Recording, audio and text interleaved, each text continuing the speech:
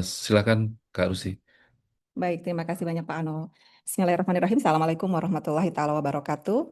Waalaikumsalam. Waalaikumsalam warahmatullahi wabarakatuh. Waalaikumsalam warahmatullahi wabarakatuh. Salam sejahtera untuk kita semua. Om Swastiastu, Namo Buddhaya, salam kebajikan. Selamat malam Bapak Ibu. Hari ini di hari Rabu pukul 10 di tanggal 10 Desember 2025 kita bertepatan di pukul 19:05. Terima kasih sudah berkenan hadir di acara coaching klinik publikasi Jurnal Internasional Bereputasi Scopus. Yang terhormat Bapak Profesor Dr. Ivan Iskandar M. Hum selaku Wakil Rektor 1 Universitas Negeri Jakarta. Kemudian juga selamat malam Pak Profesor Dr. Ivan, Pak WR. Kemudian juga Malam ada Ibu.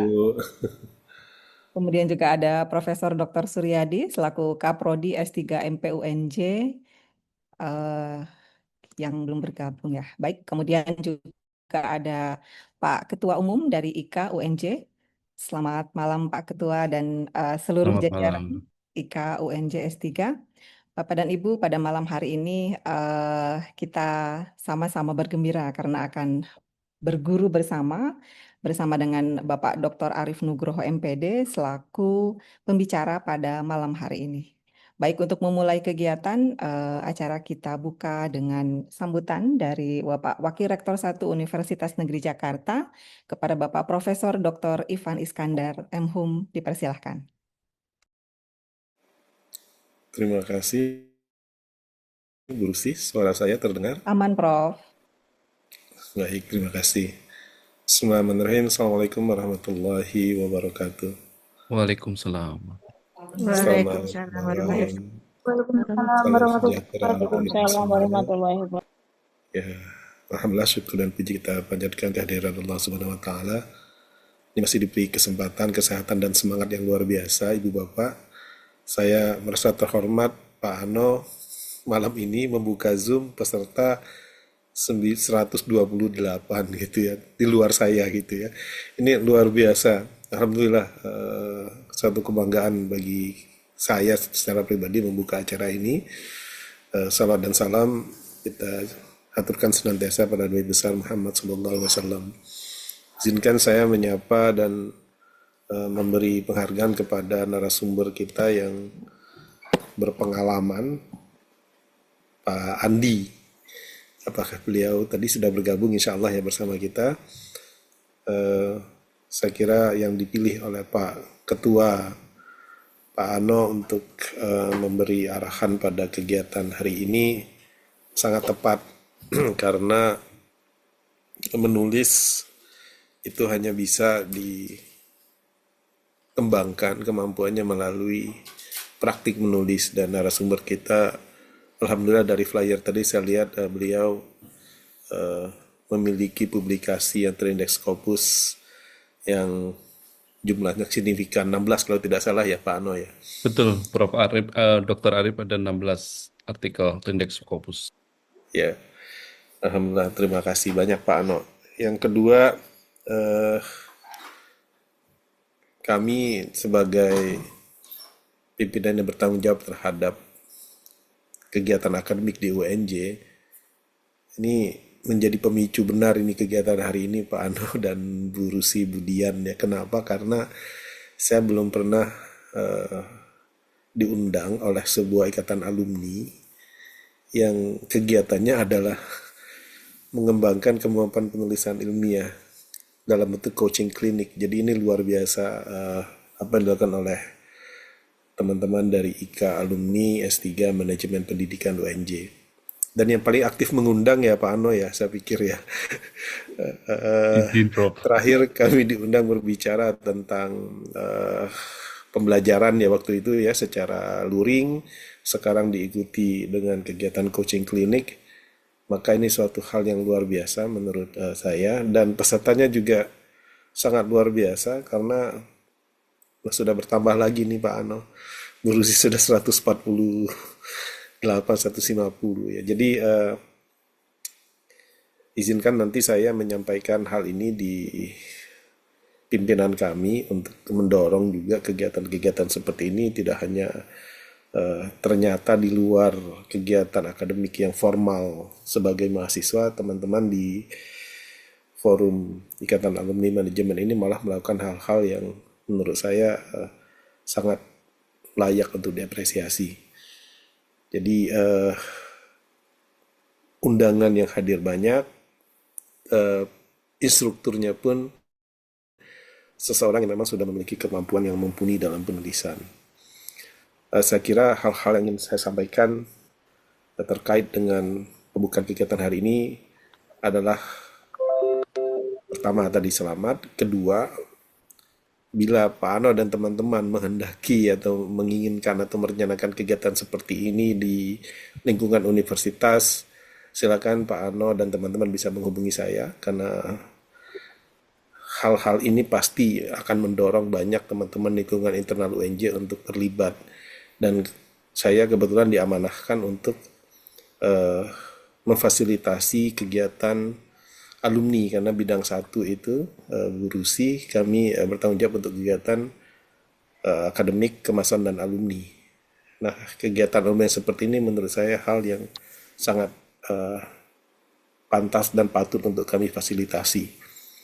Jadi sekali lagi semangat dan selamat. Semoga apa yang Ibu Bapak lakukan pada malam ini tentu saja menjadi ibadah bagi kita semua dalam hal memperbaiki dan meningkatkan kemampuan masing-masing. Dan semoga nanti setelah mendapat pencerahan dari Pak Arief, Ibu Bapak semua bisa menindaklanjuti pada tujuan utama kita, yaitu sama-sama menciptakan pengetahuan dan kebenaran ilmiah, karena ujung dari publikasi tentu adalah bagaimana kita meningkatkan syiar akademik dan syiar kebenaran dari perspektif akademisi, yaitu kebenaran ilmiah.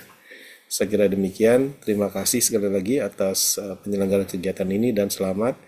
Semoga kita semua diberi kesehatan untuk terus bisa berkarya. Terima kasih. Assalamualaikum warahmatullahi wabarakatuh. Waalaikumsalam warahmatullahi Waalaikumsalam warahmatullahi wabarakatuh. Baik, terima kasih banyak Pak Profesor Dr. Ivan Iskandar M.Hum selaku WR1 dari Universitas Negeri Jakarta. Baik, Bapak Ibu, selanjutnya adalah langsung kepada pemateri yang akan disampaikan oleh Bapak Dr. Arief Nugroho MPD. Namun sebelumnya, sepertinya kita bisa berpantun, Ria. Baik, Bapak Ibu, kita berpantun ke perpustakaan di pagi hari, Cakep membawa buku dan segenggam mimpi. artinya. Set buat metodologi rapi, publikasi internasional bereputasi, bukan lagi mimpi. Baik, Bapak dan Yeay. Ibu, kita sambut pembicara kita pada malam hari ini, Bapak Dr. Arief Nugroho MPD. Kepada Bapak Arief Nugroho, boleh di-share screen CV-nya, Mbak Dian? Terima kasih Prof. Ivan atas kehadirannya. Saya Pak Ano, saya Jadi, pamit dulu ya Ibu Bapak siap, semua ya. Terima Terima kasih kasih sudah banyak, banyak. Prof. 180 sekarang.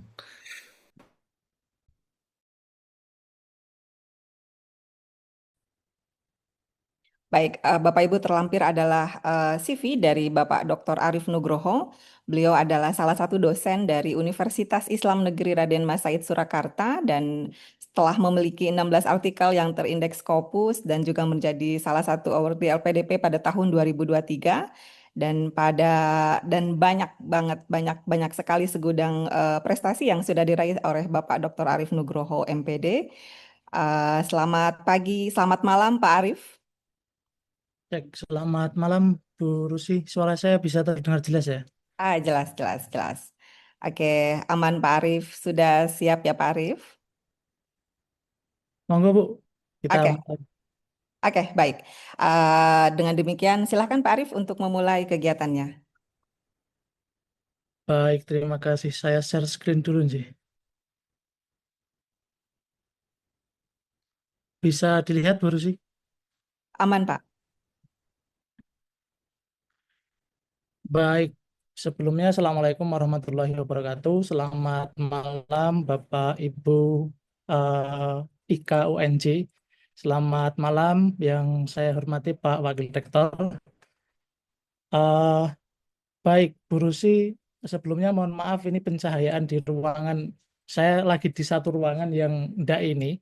Lampunya itu agak trouble, jadi agak gelap sedikit, enggak apa-apa, Ji. Siap, aman Pak. Baik, Bapak Ibu semuanya, terima kasih. Suatu kehormatan saya bisa diundang atau diamanai untuk apa istilahnya, untuk berbagi pengalaman itu. Kalau berbagi ilmu itu sepertinya tidak pantas karena sekilas saya lihat di sini itu orang-orang yang sudah hebat semua. Seperti Bu Rusi itu, saya yang editori artikelnya di Journal of Educational Management and Instruction, itu tulisannya luar biasa sekali. Jadi kemarin yang terbit itu kebetulan saya editornya, Bu. Jadi sedikit banyak membaca dan menelaah apa yang menjadi pemikiran dan disampaikan oleh Bu Rusi dalam artikel tersebut. Siap tuh. Bapak Ibu semuanya, jadi malam ini kita temanya apa istilahnya, sharing session saja.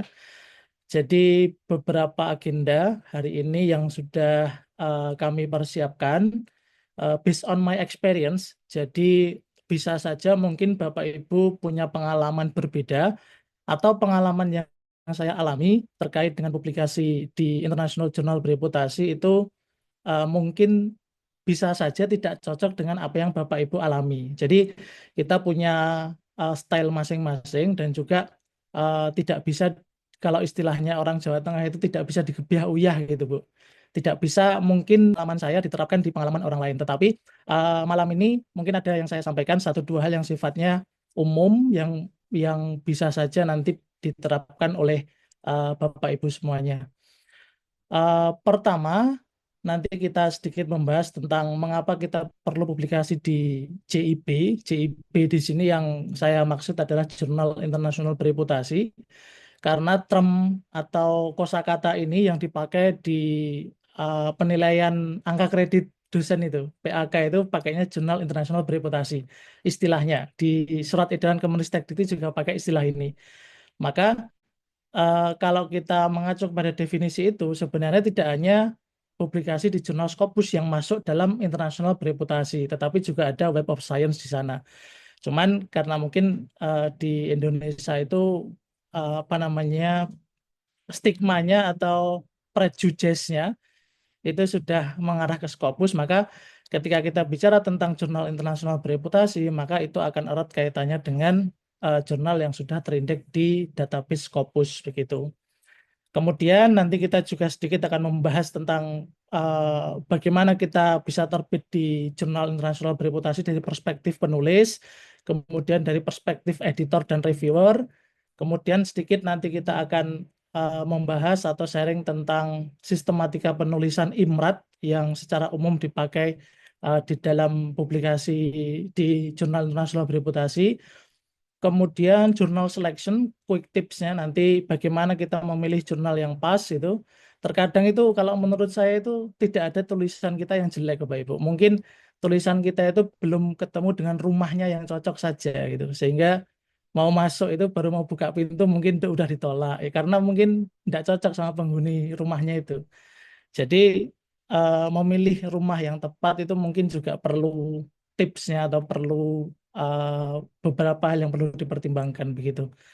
Kemudian bagaimana kita merespon komentar reviewer? Terkadang kan banyak sekali yang sudah direview, sudah keluar hasil reviewnya, tetapi ketika kita mensubmit revisi kemudian malah ditolak gitu. Kalau di jurnal bagus itu sering sekali seperti itu. Nah, nanti coba kita akan sharing pengalaman bagaimana kita merespon komentar luar, kemudian itu kita jadikan pembelajaran untuk perbaikan dari tulisan kita.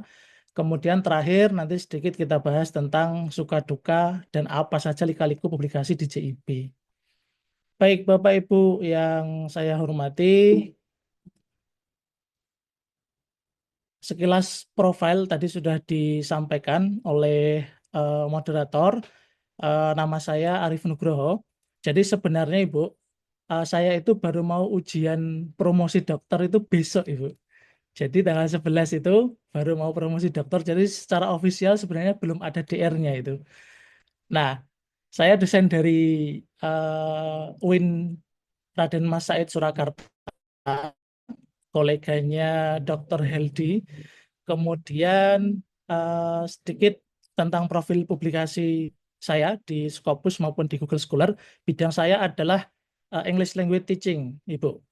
Lebih tepatnya teknologi in English Language Teaching. Kemudian kaitan dengan pengalaman editor dan reviewer, ada beberapa jurnal yang dalam tanda kutip memakai jasa saya untuk menjadi editor maupun reviewer. Di antaranya ada 2 jurnal Taylor and Francis di Innovation in Education and Teaching International dan juga Cogent Education. Kemudian di jurnal Sinta 2 ada Journal of English as Foreign Language. Kemudian Jemin tadi, tempat di mana artikel Burusi terbit. Kemudian ada jurnal metatesis Sinta 3. Baik, Bapak Ibu, sedikit hal yang ini mungkin perlu saya sampaikan. Jadi beberapa publikasi Scopus saya di 2 tahun terakhir, 2024-2025, fokus ketiga atas, nomor 1, 2, dan 3, ini adalah publikasi di jurnal internasional bereputasi Q1 dan Q2, dan penerbitnya dari Taylor and Francis. Nah, semuanya free tanpa membayar APC sepeser pun, tapi close access Bapak Ibu. Jadi di jurnal-jurnal bagus itu kalau kita close access itu biasanya kita tidak dimintai fee atau publication fee untuk publish di sana. Tetapi memang konsekuensinya adalah kompetisinya agak ketat begitu. Jadi menurut pengalaman yang saya alami itu revisinya bisa sampai 6-7 kali dari reviewer yang berbeda. Dan waktunya cenderung lebih lama. Jadi rata-rata hampir 8 sampai 1 tahun, 8 bulan sampai 1 tahun untuk terbit di jurnal Taylor and Francis itu. Kemudian apa itu jurnal internasional bereputasi? Nah, ketika kita mengacu kepada POPAK, maka jurnal internasional bereputasi itu yang paling kentara adalah yang terindeks di Web of Science dan juga Scopus. Maka ketika kita bicara berkaitan dengan internasional bereputasi, maka definisinya seyogyanya tidak hanya terindeks Scopus, tetapi juga terindeks di Web of Science. Nah, kalau nanti Bapak Ibu mau mengajukan untuk kepangkatan dosen ke guru besar, maka ada persyaratan SJR-nya atau Simago Journal Ranking-nya minimal di atas 0,1. Nah, di sebelah kanan itu salah satu publikasi yang tadi saya sampaikan di Taylor and Francis. Itu saya pernah publikasi di jurnal Computer Assisted Language Learning, itu SJR-nya 3,51. Jadi kalau sebenarnya kalau mau dipakai untuk guru besar itu sudah lebih dari cukup. Jadi sudah SJR di atas 0,1. Tapi sayangnya belum bisa karena bisanya baru dipakai untuk syarat lulus dokter yang ini. Kemudian mengapa harus terbit di JIB? Kalau kita mengacu pada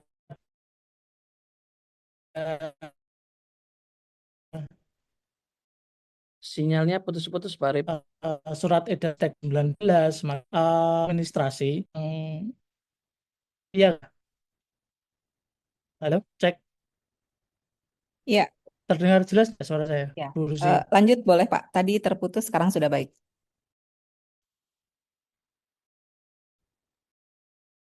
Ya, Pak Arif. Dan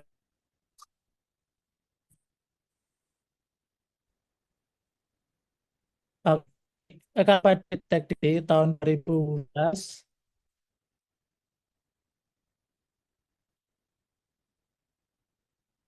cek, Ya, agak ngepris ya Pak Arif. agak nge-freeze ya. Ya, sekarang sudah aman. Silakan Pak.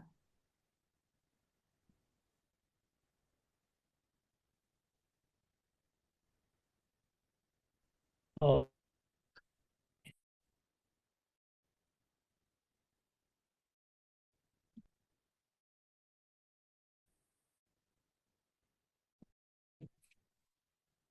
kita lanjut di eh, ada suara. Ya,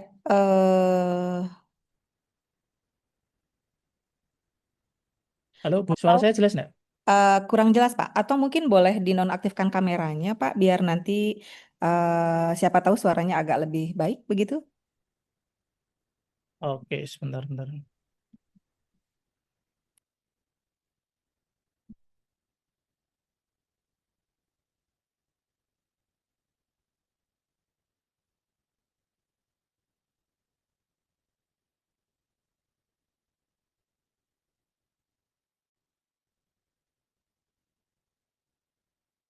Sepertinya sinyal ini Bu di hotel yang kurang bagus. Coba saya pakai HP aja nih. Baik, Pak.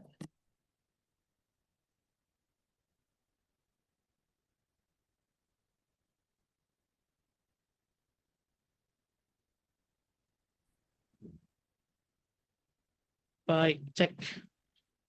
Bu Rusi, cek suara saya bisa terdengar. Aman, Pak. Nah, ini saya pindah pakai tethering HP saja. Ya, mungkin sinyalnya kurang bagus ini. Ya. Baik, Bapak Ibu kita lanjut ke nanti kalau misal nge-freeze atau potong-potong baik. Kita ke perspektif penulis terlebih dahulu. Bagaimana kita sebagai penulis itu ketika mau mengirimkan naskah kita untuk terbit di jurnal internasional bereputasi, maka ada beberapa hal yang perlu kita pertimbangkan, Bapak Ibu. Yang pertama adalah yang pasti kita harus memilih jurnal yang sesuai yaitu skopnya, kemudian Q rankingnya berapa, kemudian SCR-nya berapa, tergantung dengan kebutuhan kita untuk keperluan apa. Kemudian ikuti petunjuk penulisan jurnal, termasuk gaya penulisan, bahasa, dan lain sebagainya. Kemudian gunakan struktur IMRAD dengan baik, tekankan novelty dan research gap. Ini yang paling penting Bapak Ibu. Di introduction kita itu harus menekankan novelty dan research gap yang ingin kita sampaikan di dalam penelitian kita. Kemudian metodologi yang sistematis, runtut, dan baik. Gunakan referensi primer dan terkini. Kemudian gunakan tools pendukung seperti Mendeley, Grammarly, Turnitin, dan lain sebagainya. Jadi beberapa hal ini adalah hal basic atau hal dasar yang harus kita perhatikan karena banyak sekali penulis itu yang ditolak ketika tidak mengikuti satu atau lebih dari beberapa hal-hal dasar ini. Maka ketika kita submisi yang benar-benar bereputasi ya, dalam hal ini yang tidak predator, maka ini harus kita pastikan dilakukan. Nah, ketika tidak dilakukan ini nanti pasti akan ditolak oleh editor maupun reviewernya. Kemudian dari perspektif editor dan reviewer, apa yang dinilai pada tahap initial review ketika kita submit ke jurnal, maka editor akan bekerja kurang lebih mereka akan mengecek relevansi naskah kita dengan fokus dan skop jurnal. Maka saya yakin Bapak Ibu yang sudah pernah ditolak di jurnal internasional bereputasi, kadang ada komentar kalau naskahnya tidak sesuai dengan fokus dan skop. Nah, ini adalah kerjaan editor yang pertama ketika naskah itu masuk. Kemudian yang dicek lagi adalah novelty dan kontribusi ilmiahnya, kebaruan dan kontribusi ilmiah dari artikel itu. Kemudian metodologi yang valid dan kuat, dalam hal ini replicable. Replicable itu bisa direplikasi atau bisa diulang oleh orang lain dengan prosedur penelitian yang hampir sama di konteks dan setting yang berbeda. Maka salah satu indikator metodologi yang robust atau yang baik itu adalah ketika metodologi itu bisa direplikasi oleh peneliti lain. Kemudian diskusi yang tajam, kritis, dan relevan dengan temuan. Nah, bagian discussion ini cukup penting. Kalau saya diminta menelaah naskah, maka salah satu yang akan saya lihat adalah discussion-nya. Discussion ini kan isinya adalah bagaimana menginterpretasikan temuan di dalam penelitian itu, bagaimana penulis mengkritisi temuan dalam penelitian itu, dan kualitas pikiran dari penulis itu akan sangat terlihat di bagian discussion. Apakah hanya sekedar repetitif, apakah hanya sekedar deskriptif, atau memang dia punya critical thinking yang memadai untuk bisa mendiskusikan finding itu dengan kaitannya dengan teori, implikasi, dan juga dengan penelitian terdahulu. Kemudian menjunjung tinggi etika publikasi dan orisinalitas, hindari plagiarisme dan lain sebagainya. Kemudian juga yang nggak kalah penting adalah language atau bahasa. Jadi banyak sekali artikel yang ditolak itu karena bahasanya kurang bagus, bahasa Inggris dalam hal ini ya, karena mayoritas jurnal internasional bereputasi itu memakai bahasa Inggris begitu. Nah, Bapak Ibu yang saya hormati, kita masuk ke IMRAT structure atau struktur yang lazim dipakai di banyak bidang di penulisan artikel ilmiah. Memang ada beberapa bidang yang tidak menggunakan IMRAT atau beberapa jenis paper yang tidak menggunakan IMRAT, namun kita coba bicara secara umum menggunakan metode IMRAT ini. IMRAT itu I-nya introduction, M-nya method, R-nya result, N, kemudian D-nya discussion. Jadi ini bagian utama dari paper yang seyogyanya itu biasanya terbit di jurnal internasional bereputasi. Bagian introduction itu menjawab pertanyaan utama, why do we conduct this research? Mengapa penelitian ini harus dilaksanakan? Kemudian menggunakan struktur corong terbalik. Seperti kalau kita isi bensin di warung eceran itu kan ada corong terbaliknya. Jadi mulai topik yang pembahasan general, kemudian semakin ke bawah kita semakin fokus ke masalah yang spesifik sampai nanti ke novelty dan juga tujuan spesifik dari penelitian itu. Kemudian penting bagi penulis untuk memastikan bahwa di introduction itu ada novelty-nya, ada gap penelitiannya, ada state of the art-nya, sama ada tujuan penelitiannya. Baik, kemudian method ini menjawab pertanyaan how did you conduct the research? Bagaimana penelitian itu dilaksanakan? Metodenya seperti apa, samplingnya bagaimana, dan lain sebagainya. Kemudian kuncinya adalah replikabilitas atau bisa diulang oleh peneliti lain. Kemudian penting bagi penulis untuk memastikan validitas, reliabilitas, etika, subjek, sampel, dan lain sebagainya. Baik, kemudian bagian result itu menjawab pertanyaan what did you apa yang Anda temukan. Jadi bagian result ini kita mempresentasikan data kita. Biasanya untuk mengefisienkan tampilan itu dalam bentuk tabel, gambar, kontekstual, dan lain sebagainya. Kemudian bagian discussion itu what your finding imply. Jadi kata kuncinya di kata kunci imply. Implikasinya apa begitu. Nah, Bapak Ibu, sekarang coba kita bedah satu-satu. Kita mulai dari title. Research paper itu pasti dia punya title. Title itu adalah our paper 6 second page. Kenapa di sini kita sebut dengan 6 second page? Itu biasanya editor itu melihat atau menilai title kita itu dalam 6 detik untuk memastikan artikel ini menjual atau tidak. Artikel ini bagus atau tidak, paper ini bisa dilanjutkan ke proses review atau tidak. Kemudian yang membuat judul menarik itu ada beberapa hal, ada aspek informatif, spesifik, kemudian catchy, menarik, dan kemudian ringkas begitu. Jadi tidak terlalu panjang dan tidak menggunakan kata-kata yang kata-kata yang terlihat kalau bahasanya di sini kosong begitu. Bapak Ibu pasti jarang menemui judul menggunakan analysis of investigation of the jurnal internasional bereputasi. Terbitan-terbitan yang Taylor Francis, Emerald, Elsevier itu ada, tapi kita jarang menemukan itu. Karena dianggapnya kata-kata itu kalau reviewer itu sering menyebutnya dengan kata-kata kosong. Karena memang tidak usah dibilang investigation pun penelitian itu pasti menginvestigasi gitu. Tidak usah dibilang analisis pun penelitian itu pasti juga sudah menganalisis begitu. Jadi kurangi menggunakan kata-kata yang sebenarnya tidak perlu digunakan di dalam judul itu. Kemudian beberapa hal yang harus ada must state contents di dalam judul adalah the core topiknya, variabel penelitiannya, kemudian methodnya, dan juga konteksnya. Ini tergantung dari jurnal yang kita tuju, tapi mayoritas atau secara umum ini yang sering kita pakai. beberapa contoh dari artikel kami itu misalkan yang publish di Innovation in Education and Teaching International, ini juga Q1 Bapak Ibu di Taylor and Francis, Students Appraisal Post ChatGPT Use Students Narrative After Using ChatGPT for Writing. Jadi di situ ada beberapa kata kunci yaitu students appraisal-nya, kemudian core topik-nya apa? ChatGPT-nya atau AI itu.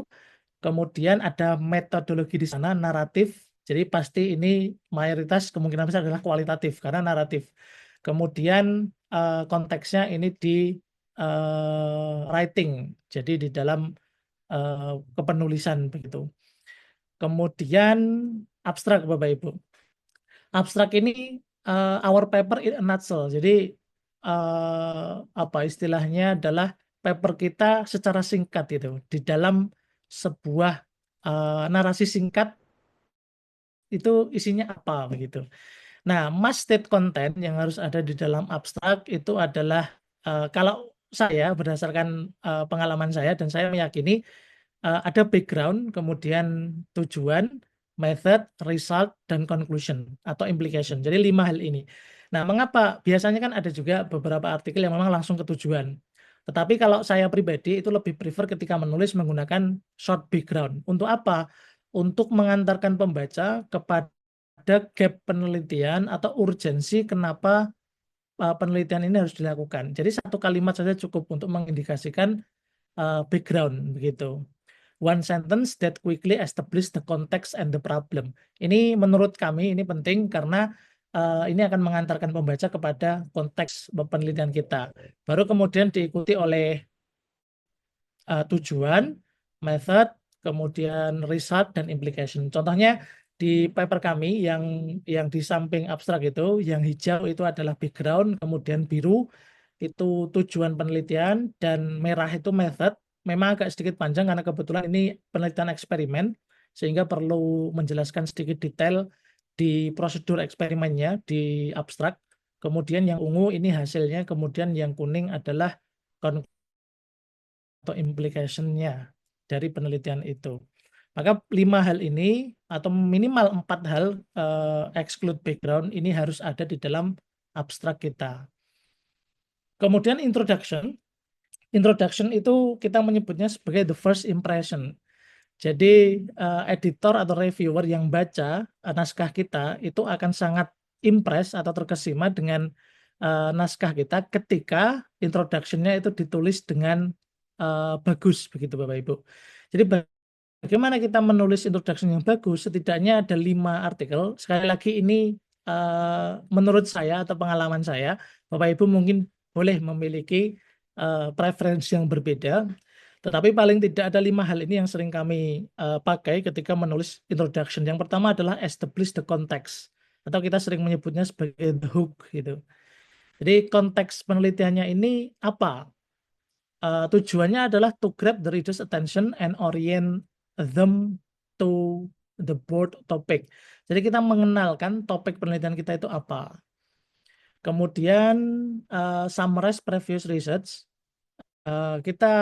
Kalau kita ingin menunjukkan state of the art atau kebaruan kita di mana, maka kita harus membahas dulu yang lama-lama seperti apa. Membahas tentang apa. Kemudian saya mau masuk di sebelah mana, itu harus jelas. Itu yang kita sering sebut sebagai novelty begitu. Yang akan dicari oleh editor dan reviewer itu adalah itunya Bapak Ibu.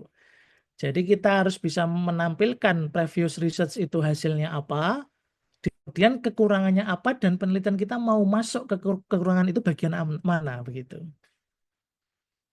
Baik, kemudian research gap tadi, kemudian yang harus ada adalah the aim and purpose, kemudian juga research question. Ini menurut saya penting untuk dicantumkan di dalam introduction. Baik Bapak Ibu, Bu Rusi, masih oke suara saya? Oke, aman Pak. Aman ya. Baik, kemudian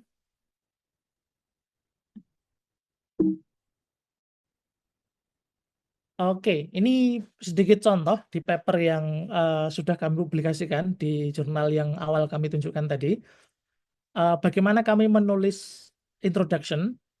Jadi pertama kita mulai dengan introduction to the top, disebut dengan hook tadi. Yang saya warnai kuning itu yang kami maksud dengan the hook tadi. Di situ kita menjelaskan tentang orientasi dari riset ini mau dibawa kemana, topiknya apa begitu. Nah, jadi di situ kita bicara tentang tentang communicative competence gitu di dalam kemudian yang hijau itu adalah review previous studies. Maka di situ ada kata-kata kita awali previous studies have explored bla bla bla bla. Jadi terkait topik ini, apa yang sudah ditemukan oleh temuan-temuan terdahulu begitu. Nah, kemudian yang biru however begitu. Nah, meskipun temuan-temuan itu sudah ada, sudah komprehensif, tapi ada satu yang menurut kita masih kurang. Nah, nanti yang akan menilai masih kurang, benar-benar kurang apa hanya dibuat-buat atau bagaimana, itu biarkan editor dan reviewer. Yang pasti dengan PD kita menyatakan bahwa previous studies itu masih kurang di sebelah mana. Nah, Bapak Ibu perhatikan itu ketika menulis introduction itu insya Allah nanti akan dilirik oleh editor dan reviewer. Jadi saya pernah mengikuti sebuah seperti pelatihan gitu atau briefing dari reviewer di jurnal Taylor Francis yang Innovation in Education and Teaching International itu. Mereka itu menekankan ketika menelaah paper harus menekankan bagian ini. Harus ada gap penelitiannya apa yang mau dimasuki oleh paper itu dan seberapa dia berkontribusi dalam rangkaiannya dengan previous studies. Jadi previous studies sudah menemukan apa, tapi kurangnya apa dan penelitian kita mau masuk ke situ dalam hal apa gitu. Nah, ketika ini jelas, kemungkinan besar paper kita akan bisa diterima atau paling tidak masuk ke tahap review selanjutnya begitu. Nah, kemudian di situ ada ungkapan tujuan penelitian dan this current study fills this gap yang tadi sudah kita jelaskan di paragraf sebelumnya dengan bertujuan untuk bla bla bla bla. Kemudian kita akhiri dengan research question. Nah, pola ini Bapak Ibu itu kalau kita amati sering dipakai di beberapa jurnal-jurnal internasional bereputasi seperti di Taylor Francis, Elsevier, Emerald dan lain sebagainya. Baik, kemudian Ibu, method adalah procedure of our research. Ada beberapa hal yang perlu kita perhatikan di bagian metodologi, yaitu kita harus menjelaskan apa desain penelitian yang kita pakai atau yang kita adopsi di dalam riset kita itu. Nah, desain penelitian ini menurut kami tidak cukup kita hanya mengatakan kuantitatif, kualitatif begitu, tetapi kita harus menunjukkan lebih detail lagi.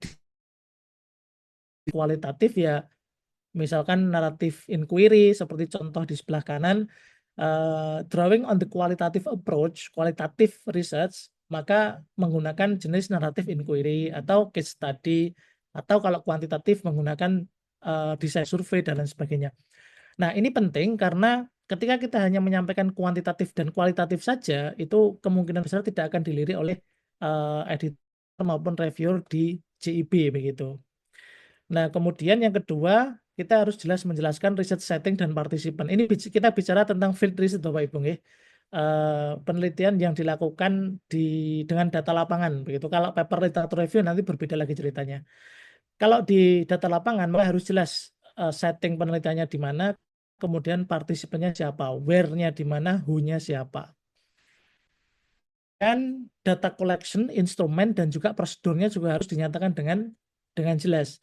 Misalkan kalau kita kualitatif itu pakainya apa data collection-nya, observation kah atau interview kah? Interview pun juga sebaiknya diperjelas lagi, mau pakai semi-structured interview kah, in-depth interview atau dan lain sebagainya. Maka dengan kita menampilkan sedetail mungkin dengan komposisi sesingkat dan seclear mungkin, itu insya Allah nanti akan bisa dilirik oleh beberapa editor dan reviewer jurnal. Kemudian yang terakhir adalah data analisis. Maka paling umum adalah di metodologi kita harus ada desain penelitiannya apa, kemudian setting partisipannya siapa di mana, kemudian data collection instrumennya apa, kemudian data analisisnya apa. 4 hal ini wajib ada ketika kita melaporkan atau menulis artikel dengan metode field research atau penelitian lapangan begitu. Kemudian bagian hasil atau result itu presenting the discoveries. Apa yang kita temukan Bapak Ibu? Biasanya itu kalau di jurnal-jurnal internasional bereputasi, kita diminta untuk memvisualisasikan atau mengilustrasikan temuan kita. Meski itu data kualitatif, maka biasanya kita akan diminta untuk menampilkan dalam bentuk tabel, dalam bentuk grafik, dalam bentuk ilustrasi yang lain. Intinya harus diilustrasikan, sehingga ketika pembaca itu membaca, itu tidak perlu membaca secara detail berkaitan dengan temuan itu. Cukup melihat ilustrasi kita, maka dia sudah paham. Jadi indikatornya begitu Bapak Ibu. Jadi kita itu dianggap bagus ketika kita mempresentasikan sesuatu hal yang kompleks dan rumit dengan suatu ilustrasi atau tampilan yang mudah dipahami. Begitu. Kemudian bagian result saya kira sudah jelas. Ada beberapa data interview yang bisa kita lakukan seperti kutipan ini. Kita mengutip apa adanya dari interview. Ada juga yang bisa kita presentasikan tabel. Jadi kalau yang kiri itu dalam bentuk tabel, kalau yang kanan dalam bentuk uraian hasil interview. Kemudian discussion, ini yang kita sebut tadi dengan the author's quality of thought. Jadi pemikiran dari author itu akan sangat bisa terlihat seberapa level pemikirannya itu dari discussion-nya. Semakin kritis discussion-nya, maka kita bisa menilai ini penulis punya pikiran yang kritis, ini penulis punya kualitas begitu. Kemudian conclusion, Bapak Ibu, restatement of the research aim. Kalau conclusion saya kira normatif, kurang lebih di beberapa jurnal itu sama. Namun yang pasti jangan mengulang apa yang dituliskan di abstrak Bapak Ibu. Jadi presentasikan saja finding menurut kita itu paling signifikan dan paling menarik. Atau bahasanya reviewer itu biasanya menyebutnya dengan key finding itu. Pertemuan kuncinya apa? Gitu. Kemudian dari temuan kunci itu kontribusinya apa terhadap keilmuan dan juga terhadap practical field-nya, terhadap tatanan praktis dan teoritis yang ada di bidang kita. Baik, Bapak Ibu, sekilas itu tentang IMRAT, nanti mungkin bisa kita diskusikan lagi untuk lebih lebih dalamnya. Kita ke jurnal selection terlebih dahulu. Bapak Ibu, ketika kita mau mencari jurnal itu sama seperti kita mengibaratkan itu ketika mencari jodoh begitu. Jadi sebenarnya tulisan kita itu bisa saja tidak jelek, tetapi hanya saja belum menemukan jurnal yang cocok untuk tempat diterbitkannya tulisan kita itu. Jadi beberapa quick tips atau yang sering berdasarkan pengalaman kami itu pertama kita cek aim and scope secara mendalam. Jadi tidak hanya kita baca secara sekilas umumnya aim scope-nya apa, misalkan Journal of Educational Management. Nah, ini kan pasti tentang manajemen pendidikan. Tetapi kita coba buka di laman fokus scope-nya dan baca fokus scope-nya. Karena sekarang ini banyak beberapa jurnal yang memang di fokus scope-nya itu lebih spesifik daripada nama jurnalnya. Karena nama jurnal itu sudah seumur hidup tidak bisa diubah. Tetapi kalau fokus dan scope mau diarahkan kemana itu kadang bisa diubah. Maka kita baca secara spesifik di laman fokus and scope-nya, tidak hanya di halaman depan atau tidak hanya melihat dari nama jurnalnya saja. Nah, baca subtopiknya, kemudian baca juga artikel terbaru yang diterbitkan di jurnal itu. Misalkan baca 5-10 artikel. Ibaratnya begini Bapak Ibu. Ketika kita mau masuk ke sebuah tongkrongan gitu, ada tongkrongan misal terdiri dari 5 orang sedang ngobrolin sesuatu hal yang menarik. Kemudian kita datang, kita mau masuk ke sana. Maka yang harus kita lakukan adalah kita pahami dulu apa yang mereka bicarakan. Ya kan? Ketika kita mau masuk, kita harus paham dulu apa yang mereka bicarakan, kemudian baru kita bisa nimbrung ke sana. Maka di sini kita baca paling nggak 5-10 artikel di jurnal yang mau kita tuju, mereka itu akhir-akhir ini ngomongin tentang apa. Gitu. Nah, termasuk 3 artikel yang tadi punya kami, yang kami presentasikan di depan, itu kita baca dulu. Oh, ternyata jurnal ini ketika itu sedang ngomongin tentang AI dalam penelitian pendidikan bahasa Inggris. Maka ketika kita punya artikel sejenis, kita masukkan, itu responnya bagus.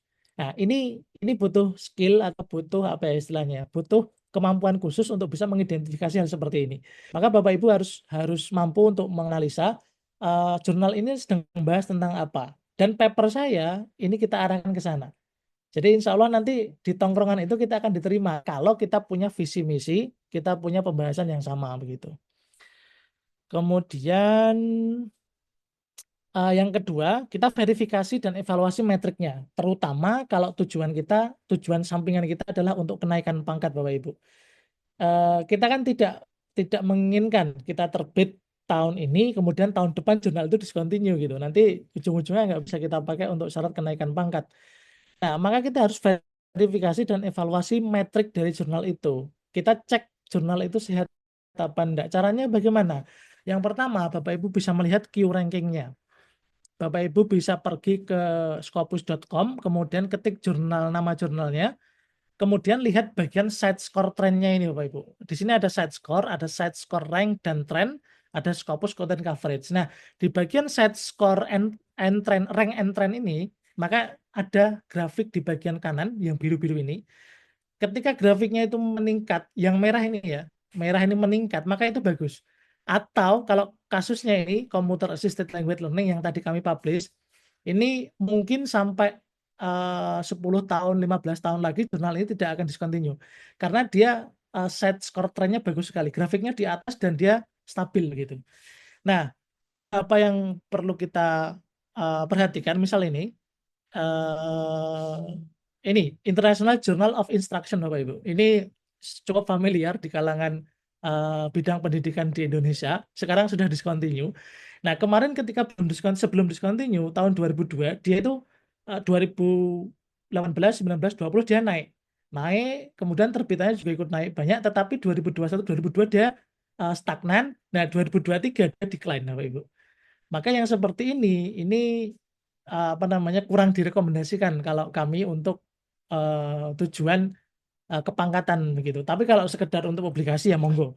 Kita tujuannya berbagi ilmu, mempublikasikan karya silakan. Tetapi kalau tujuannya untuk kepangkatan dan lain sebagainya, maka coba dicek di side score-nya, di rank and trend-nya. Jadi hindari yang grafiknya stagnan atau menurun. Coba publish di grafiknya yang naik begitu.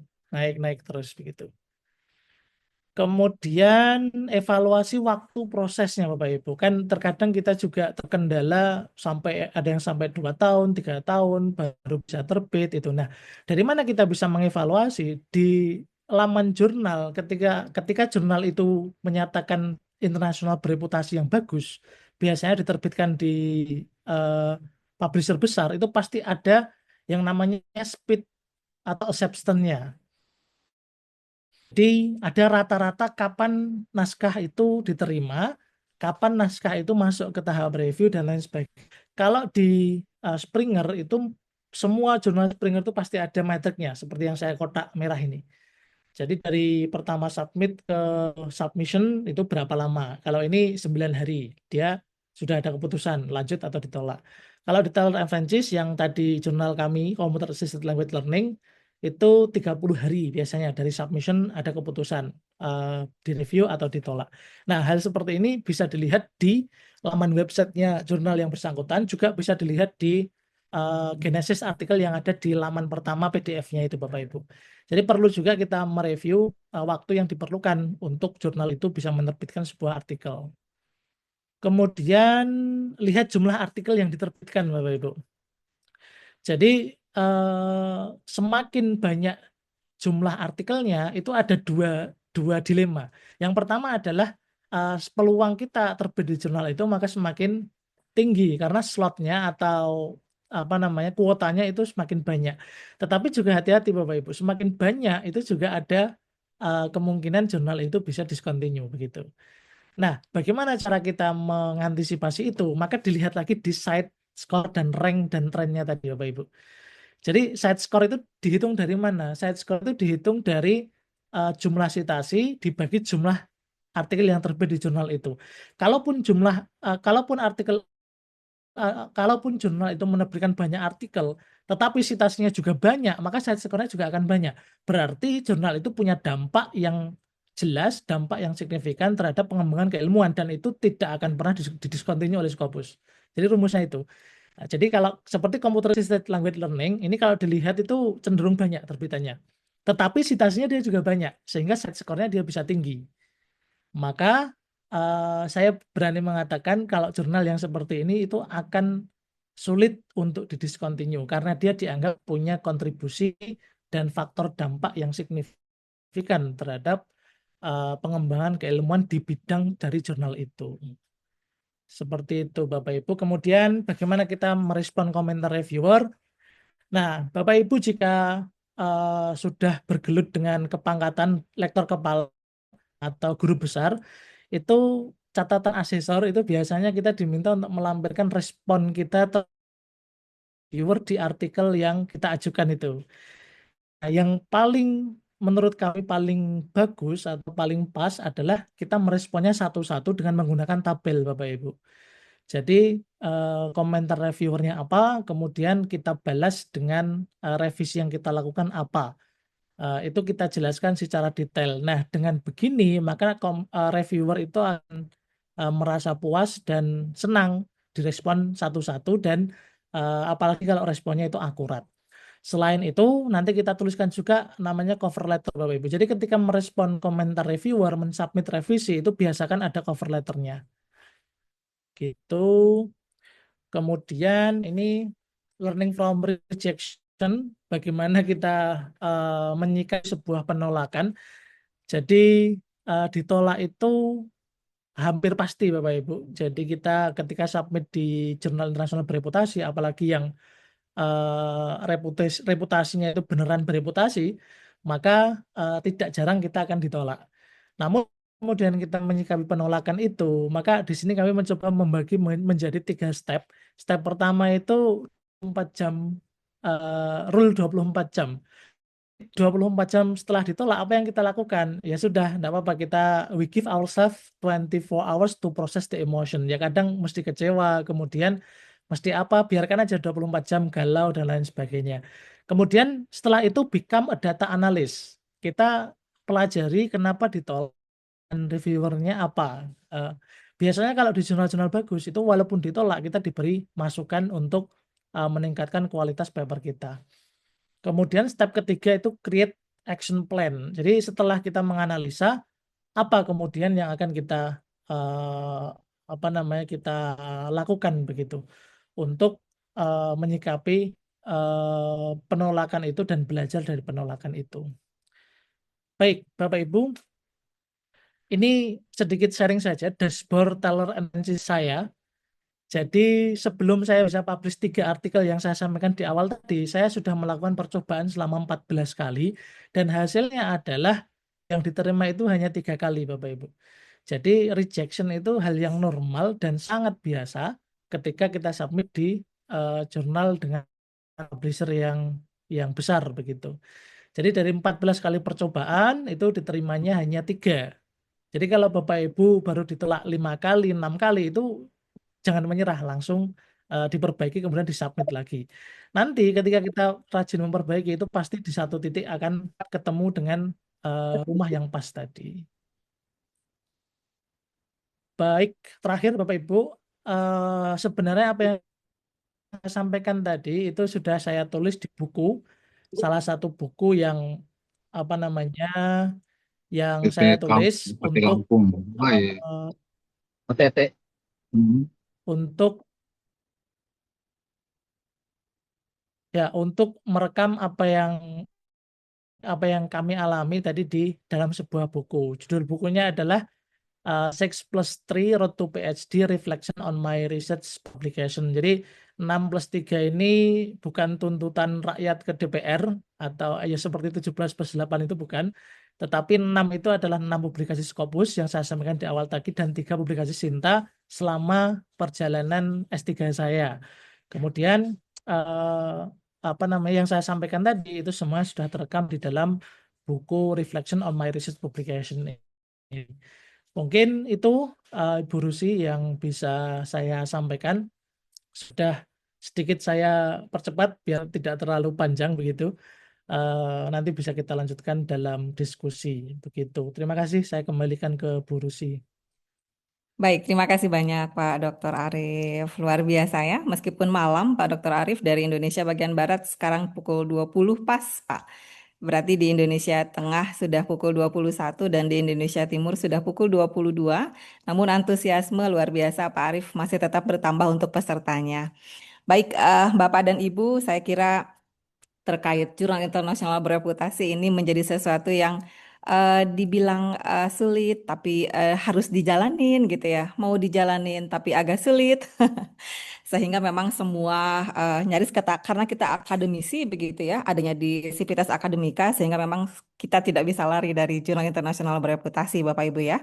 Mulai dari luaran hibah begitu untuk dosen, kemudian syarat menyelesaikan studi untuk Bapak Ibu yang sekarang sedang studi lanjut atau mungkin kenaikan pangkat seperti yang tadi Pak Arief sampaikan dan bahkan ketika Bapak Ibu mau mengajukan beasiswa saat ini Pak Arief juga menjadi awardee LPDP juga salah satu syaratnya adalah harus memiliki publikasi di jurnal internasional bereputasi. Baik Bapak dan Ibu, jika ada yang akan ditanyakan boleh silahkan untuk raise hand terlebih dahulu dan nanti silahkan disampaikan pertanyaannya secara langsung. Oke, silahkan Bapak Ibu ada yang akan ditanyakan kepada Pak Dr. Arief, mumpung Pak Dr. Arief membersamai kita di malam hari ini. Oke, sambil menunggu Pak Dr. Arief ya, sambil menunggu yang bertanya nih Pak Dr. Arief, dimulai dari saya aja nih Pak Arief. Pak Arief, boleh nggak diceritakan Pak Arief? Ketika kita akan menulis artikel, kira-kira harus memulai dari mana dulu nih Pak Arief menulis artikelnya yang Pak Arief biasa lakukan. Sehingga itu bisa memotivasi mungkin dari kami semua untuk melakukan hal yang sama, mungkin Pak Arief? Baik, Bu Rusi. Kalau bicara mulai, itu mulai dari baca, Bu. Jadi, apa itu adalah refleksi dari seberapa banyak yang kita baca, Ibu. Jadi, reading dan writing itu dua skill yang tidak bisa dipisahkan dia itu. Maka ketika kita mau menjadi penulis yang baik, maka kita juga harus menjadi pembaca yang baik. Nah, mulai dari membaca jurnal-jurnal yang Anda suka gitu, yang jenengan suka. Jadi misalkan saya yakin pasti punya preferensi. Kok saya pengen terbit di jurnal itu gitu. Misalkan ada 1, 2, 3 jurnal yang sangat pengen sekali kita terbit. Eh, Bisa baca aja dari sana.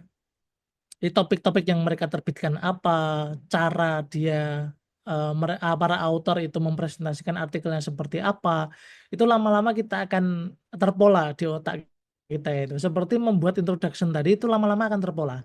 Jadi kalau masih awal-awal itu pasti kita masih mencari-cari. Tapi kalau sudah punya pakemnya, itu sudah nulis introduction itu yang penting kita tahu topiknya 1 jam itu selesai, Bu. Kalau sudah kita tahu pakemnya begitu. Nah, uh, kemudian ya setelah kita kalau memang kita punya action bagus, kita harus punya namanya apa namanya itu roadmap riset gitu. Nah, jadi kalau kita mengajukan hibah itu kalau bisa hibahnya itu jangan beda-beda setiap tahun. Jadi kita punya roadmap, Ibu. Misalkan dulu penelitian disertasi saya tentang ini. Nah, dari penelitian itu apa yang masih kurang? Kita teruskan lagi ketika sudah menjadi dosen atau menjadi peneliti. Nanti apa yang bisa kita teliti lagi? Gap-gap apa yang bisa kita teliti? Seperti itu terus. Saya yakin itu tidak akan ada habisnya. Berkaitan dengan perkembangan zaman teknologi itu tidak akan pernah ada habisnya. Jadi lebih baik lagi kalau kita punya roadmap. Jadi kita fokus di bidang itu. Itu nanti kalau kita mau jadi guru besar itu tidak akan susah karena kita fokus ke bidang itu. Begitu mungkin untuk awalannya itu, Ibu. Yang paling penting membaca menurut saya. Membaca dan punya ketertarikan riset map yang jelas begitu. Jangan kemudian tahun ini kita meneliti tentang AI gitu. Tahun besok kita meneliti tentang bencana tsunami gitu atau besoknya lagi tentang pertanian itu kalau bisa jangan. Jadi yang linear. Semakin kita menekuni satu bidang yang linear, maka kita akan semakin ahli di bidang itu begitu. Mungkin itu Ibu yang bisa Baik, siap. kami sampaikan. Terima kasih banyak Pak Dr. Arif. Jadi mulai dari sesuatu yang sangat menarik menurut kita Pak Arif ya. Kemudian juga kita harus memiliki roadmap penelitian yang jelas begitu ya. Sehingga memang karir path-nya juga jelas. Baik, sudah ada Pak Dr. Arum Patayan. Oke, silahkan Pak Dr. Arum Patayan. Ada yang akan ditanyakan? Baik, terima kasih Bu Dr. Rusi ya. Mohon maaf, ini saya masih dalam perjalanan jadi belum bisa mengaktifkan kamera. Ya baik, langsung aja. Terima kasih Pak Arif, sangat menarik ya tadi pembahasannya. Memang eh, untuk penelitian khususnya untuk jurnal yang bereputasi Scopus atau WOS memang ini tantangan tersendiri bagi kita dosen ya. Dibilang susah susah gampang, gampang gampang susah gitu. Nah, pengalaman Pak Arif mungkin bisa berbagi sharing. Biasanya kita saat mengsubmit terkendala di revisi pertama itu ditolak tidak adanya novelty atau state of the art. Nah, mungkin kisi-kisinya Pak Arif ya, agar penelitian kita ini novelty-nya jelas, arah dengan harapan agar sebelum kita submit itu kita sudah sesuai novelty kita terhadap penelitian kita gitu ya. Dan yang kedua, terkadang kita saat mensubmit jurnal itu bahasanya salah kamar gitu, maksudnya skopnya tidak sesuai lah gitu ya. Nah ini kisi-kisi apa juga agar saat kita sudah mensubmit skop kita sesuai gitu ya dengan harapan si jurnal atau si reviewer tersebut. Mungkin kurang lebih seperti itu Bu Rusi, terima kasih. Baik, terima kasih kembali Pak Arum Patayan. Baik, silakan Pak Arif. Ada 2 pertanyaan dari Pak Dr. Arum Patayan. Yang pertama tentang bagaimana Baik, mencari novelty yang benar dan kemudian bagaimana menentukan jurnal sesuai dengan skup dari bidang keilmuan. Silakan Pak Dr. Arif. oke, baik Bu Rusi. Terima kasih Pak Arum. Jadi kita harus mulai dari definisi novelty itu apa, atau kalau istilah kita kebaruan itu apa begitu. Maka yang dianggap atau definisi dari novelty itu adalah suatu hal baru atau novel konsep, konsep baru atau sesuatu yang baru yang kita tawarkan dalam penelitian itu. Maka ini harus terlihat di bagian introduction. Nah, bagaimana novelty itu bisa lahir? Nah, salah satu cara dan menurut saya yang paling efektif adalah melahirkan novelty itu tidak akan bisa tanpa kita membaca riset terdahulu di topik yang kita teliti. Maka di introduction bisa dilihat di screen. Ini contoh introduction yang kami tulis di jurnal Computer Assisted Language Learning tadi.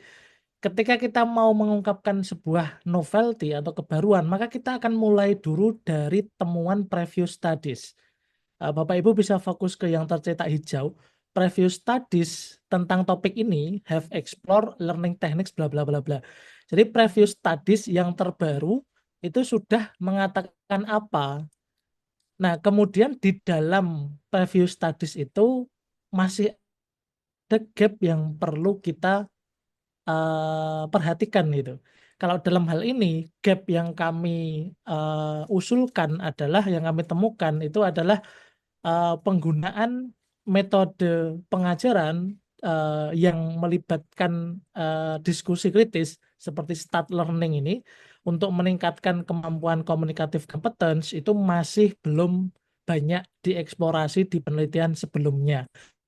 Maka ini bisa kita cantumkan, bisa kita klaim sebagai sebuah novel konsep atau sebagai sebuah novelty di mana dari previous studies itu belum ada. Nah, kemudian terkadang begini Pak Arum. Jadi kami pernah mereview sebuah artikel itu ada penulis yang mengungkapkan bahwa novelty-nya adalah ini, misalkan A begitu novelty-nya. Ternyata riset yang dia review itu riset-riset yang sudah lama, 10 tahun, 7 tahun, 8 tahun. Dan ternyata apa yang dia tawarkan itu sudah ada dan sudah dilakukan di tahun sebelumnya. Misalkan paper itu disubmit tahun 2025. Ternyata sudah ada paper tahun 2024, 2023 yang juga mengisi novelty itu. Nah, berarti ini menandakan bahwa autor dari paper ini dia kurang baca. Maka kita hanya mengomentari bahwa ini sudah dilakukan oleh penelitian ini. Maka kunci pertama yang perlu kita perhatikan adalah membaca preview studies, Bapak. Jadi preview studies itu sudah temukan apa yang terbaru di sampai tahun terakhir, kemudian kita menemukan satu gap apa yang kemudian gap itu nanti bisa kita klaim sebagai sebuah novelty atau kebaruan. Nah, ini konsep ini juga sering kita sebut atau kita sering mendengarkan dengan konsep state of the art itu. Nah, dari sebuah artikel itu adalah bagaimana artikel itu bisa mengisi kekosongan dari penelitian-penelitian sebelumnya di topik yang sedang kita teliti. Maka ketika kita bisa melakukan itu, maka artikel kita memiliki state of the art yang bagus atau yang mumpuni untuk bisa berkontribusi di dalam keilmuan dari bidang yang kita tekuni tersebut. Kurang lebih seperti itu untuk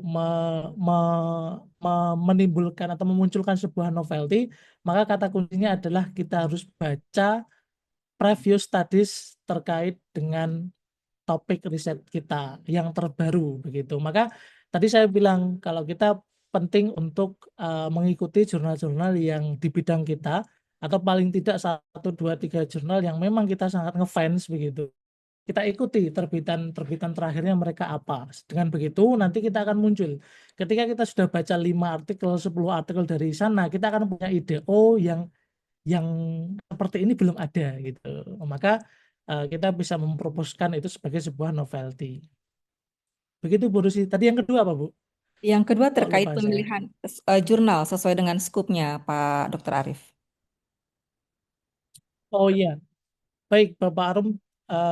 Tadi sedikit saya sampaikan ketika memilih jurnal berkaitan dengan fokus dan skop. Nah ini, jadi kita tidak hanya membaca di halaman depan websitenya saja, tetapi sebisa mungkin kita masuk ke dalam ke dalam pernyataan fokus dan skopnya. Terkadang bisa juga lebih spesifik di dalam website pernyataan itu. Kemudian baca artikel terbaru. Itu menurut saya sangat penting sekali untuk kita bisa mengikuti fokus dan skop tadi. Tadi saya ibaratkan kalau kita mau masuk di sebuah tongkrongan, maka kita harus paham dulu apa yang dibahas di tongkrongan itu, sehingga kita bisa diterima di sana, begitu kan? Kemudian tipe artikelnya juga pastikan ditelaah. Misalkan biasanya jurnal itu menerbitkan riset yang seperti apa? Apakah yang artikel review, apakah yang case study, apakah yang seperti apa? Jadi biasanya sebuah jurnal itu punya ciri khas masing-masing. Tergantung taste atau mood dari editornya itu seperti apa begitu. Misalkan editornya itu senangnya data kuantitatif, data survei menggunakan SEM begitu. Terkadang yang diterima artikelnya cenderung seperti itu begitu. Maka kita harus mengikuti pola-pola itu. Kemudian cek juga di author guideline Bapak. Jadi author guideline itu instruction for author itu juga penting untuk kita baca untuk bisa memastikan bahwa artikel kita masuk ke dalam fokus dan skop yang tertera di jurnal itu begitu. Mungkin kurang lebih seperti itu Bu Rusi. Baik, siap. Terima kasih banyak Pak Arief. Bagaimana Pak Arun, Pak Taya, ada yang akan ditanyakan atau dikonfirmasi ulang Pak Dr. Arun? Cukup, terima kasih Bu Dr. Rusi, terima kasih Pak Dr. Arief, cukup jelas ya. Mudah-mudahan tambah semangat ini. Bismillah ya. Mudah-mudahan fokus menunggu. Oke, baik, terima kasih Pak Dr. Arief, terima kasih Bu Rusi. Amin, amin, amin. Mudah-mudahan segera publish ya Pak Dr. Arun ya terkait artikelnya. Baik Bapak dan Amin. Ibu, masih ada Pak Arfan, tapi sebelum Pak Arfan saya konfirmasi Bapak Ibu di chat Zoom Meeting ada link untuk mengisi absen dan ketika Bapak Ibu nanti mengisi absen nanti panitia akan memberikan sertifikat untuk Bapak Ibu sebagai peserta. Namun jika Bapak Ibu tidak mengisi absen, Bapak Ibu tidak diberikan sertifikat. Maka silakan Bapak Ibu sambil kita mendengarkan dari pemateri dan juga penanya. Silakan Bapak Ibu untuk mengisi absen terlebih dahulu ya, untuk Bapak Ibu nanti bisa mendapatkan sertifikatnya. Baik, selanjutnya ada Pak Arfan. Silakan Pak Arfan, apa yang akan ditanyakan?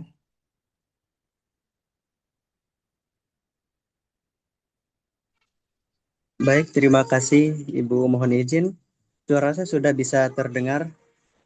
Jelas Pak, aman. Baik, Bismillahirrahmanirrahim.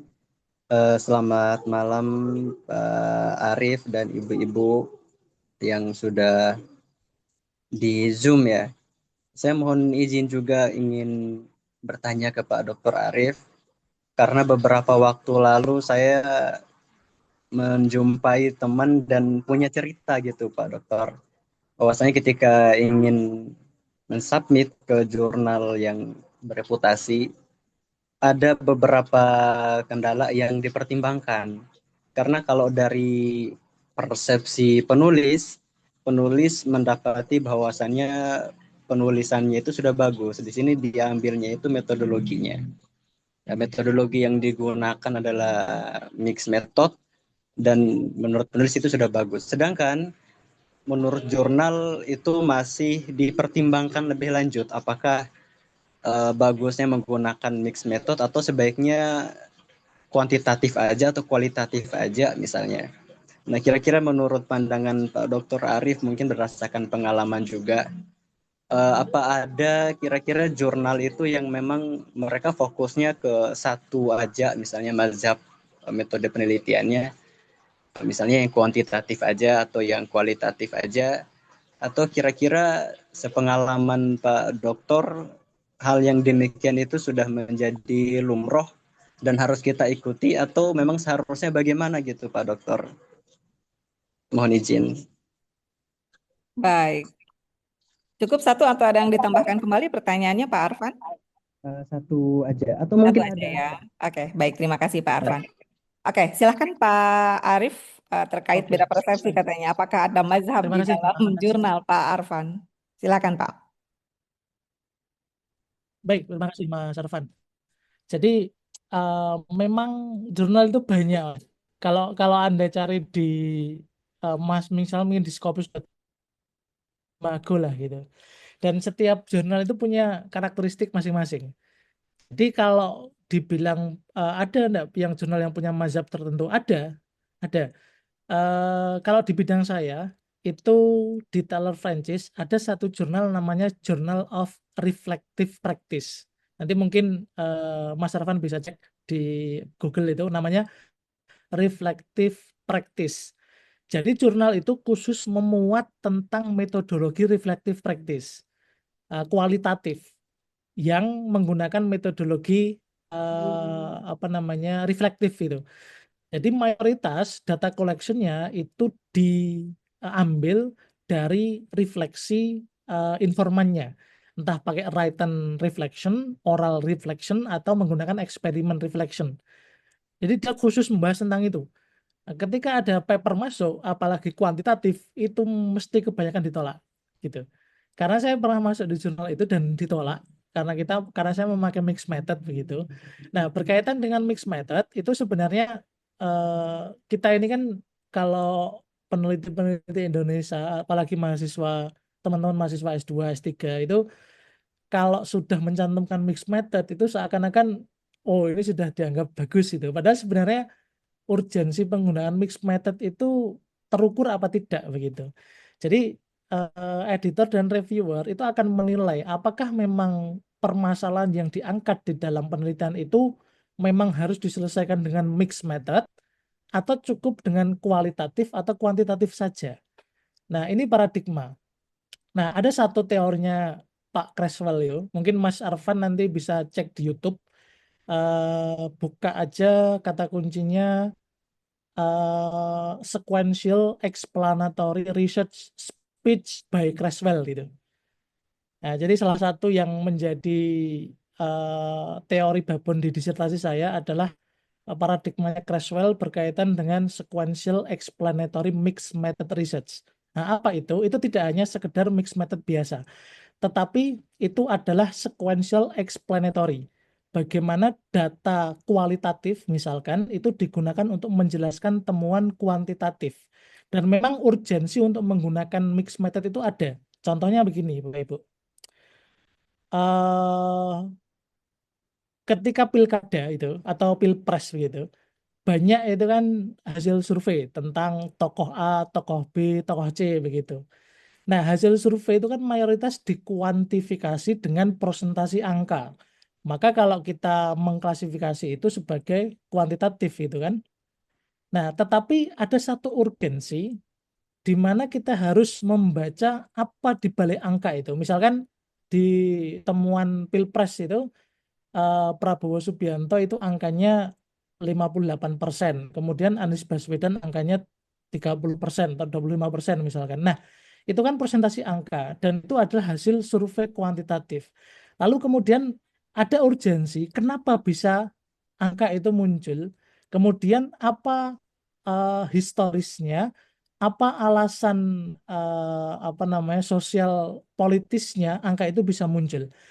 Maka kita harus menggunakan penelitian kualitatif. Ini tidak bisa diselesaikan dijawab dengan kuantitatif, karena ini harus menggunakan deep analysis yang mendalam. Kita harus tanya orang-orang, kita harus melakukan interview, bahkan in-depth interview untuk mengetahui alasan historis sosial politisnya itu.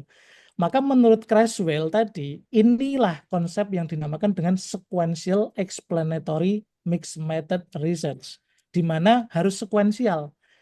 Tidak boleh kemudian kita mencari data kuantitatif bareng dengan data kualitatifnya, tidak bisa. Tapi harus sekuensial. Sekuensial itu maknanya berurutan begitu, tidak boleh bareng. Jadi temuan yang kualitatif tadi itu memberikan penjelasan yang lebih mendalam terhadap temuan kuantitatif. Dan ini yang dinamakan dengan konsep sequential explanatory research-nya Creswell. Nanti dicari di YouTube, Mas. Atau saya punya bukunya, nanti kalau mau bisa saya share bukunya. Pak Creswell itu orangnya masih hidup. Jadi speech-speechnya itu masih bisa didengarkan sambil nyetir mobil atau sambil ngerokok, sambil ngopi, itu bisa didengarkan di YouTube itu. Nanti silakan dicek sendiri. Mungkin itu Mas Arfan yang bisa saya sampaikan. Baik, Mas Arfan, ada yang akan dikonfirmasi, Mas, terkait pertanyaannya? Baik, terima kasih Pak Arif, tadi sangat membantu. Jadi mohon izin, saya juga mahasiswa dari program Doktor Ilmu Ekonomi di 11 Maret dan beberapa waktu yang akan datang juga akan berhadapan dengan jurnal-jurnal internasional. Jadi ini sangat bermanfaat beberapa mahasiswa dan jadinya saya gitu Pak Arif. Terima kasih Pak Dokter. Baik. Semangat ya Pak Arfan, mudah-mudahan segera bisa menyelesaikan studi doktoralnya ya dan mendapatkan gelar doktor seperti Pak Arfan saat ini yang akan segera sidang terbuka ya Pak Arfan. Mohon Tertutup. doanya Ibu, terima kasih. Baik, siap. Terima kasih. Oke, jadi memang setiap jurnal ada juga yang memiliki mazhabnya begitu ya Pak Arfan ya. Sehingga memang si peneliti atau kita selaku researcher memang harus menganalisis, mengidentifikasi kira-kira jurnal mana yang sesuai dengan skup dari metodologi yang kita gunakan begitu ya Mas Arif ya. Baik, ada yang akan ditanyakan kembali Bapak Ibu silahkan jika masih ada yang akan ditanyakan mumpung Pak Dr. Arifnya masih standby ini bersama dengan kita semua. Silakan Bapak Ibu. Sambil menunggu Pak Arif, saya tanya ulang nih Pak Arif. Kita ngobrol lagi. Pak Arif, kalau Pak Arif senangnya ketika menulis itu memulai dari mana nih Pak Arif? Apakah memulai dari abstrak dulu atau introduction dulu, metodologi dulu, atau hasil, atau discussion, everything begitu Pak Arif? Kira-kira Pak Arif biasanya yang enak menurut Pak Arif menulisnya dari mana dulu bagiannya Pak Arif? Dari ini dulu, Bu, method, Bu. Menurut saya method dulu yang paling enak ditulis. Jadi kalau methodnya sudah robust, sudah jelas, kemudian nanti yang lain itu akan ikut. Jadi setelah method kemudian finding, result. Nah, introduction itu kalau saya, tapi ini beda-beda ya. Satu orang dengan Ya, orang lain betul. mungkin beda-beda. Kalau saya, introduction itu malah paling terakhir, Bapak Ibu. Kenapa paling terakhir? Karena menurut saya introduction itu paling susah. Dan kita harus menyesuaikan dengan temuan kita apa dan diskusi kita apa. Kalau kita mau menulis introduction begitu. Tapi juga ada teman-teman yang mulai dari abstrak dulu urut juga ada, mulai dari hasil dulu juga ada. bahkan mulai dari conclusion dulu sudah ada. Jadi sebelum dipaparkan hasilnya, konklusinya sudah ada, itu juga ada gitu. Maka itu tergantung mood kita. Kalau saya mulai dari method dulu. Yang pasti methodnya harus jelas. Kemudian setelah itu hasilnya discussion, baru kita nulis introduction-nya yang terakhir gitu. Baik. Terakhir sekali abstrak. Jadi abstrak itu paling akhir. Ringkasan ya, itu memang sesuatu yang kayaknya hampir semua orang diakhirkan gitu ya, Pak Arif ya. Jadi kita termasuk golongan orang yang sama nih Pak Arif mazhabnya. Jadi memang Ya, setiap orang jadi memiliki gayanya masing-masing Pak Arif ya untuk menulis. Bisa memulai dari bagian mana dulu begitu ya. Karena menulis artikel sebenarnya berbeda dengan kita ketika menulis disertasi begitu Pak Arif ya. betul, Bu, betul. Disertasi Baik. itu terlalu membosankan, terlalu panjang. Baik, sehingga tidak bisa langsung dari metodologi begitu Pak Arif ya. Betul. Kalau Oh, disertasi ini itu langsung. dari judul yang di ACC dulu, Bu. Baik, dan kalau artikel jauh lebih nyaman karena memang bisa dimulai dari manapun tergantung sisi dari peneliti gitu ya. Si penulis mau memulainya dari mana dan itu dimungkinkan Pak Arif ya. Baik, Pak Betul, Arif Bu. Jadi mohon menulis artikel ya, ya silakan Pak Arif.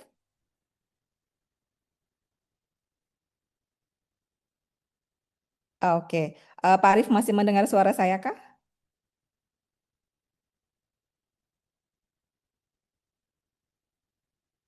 Hmm, halo Pak Arif.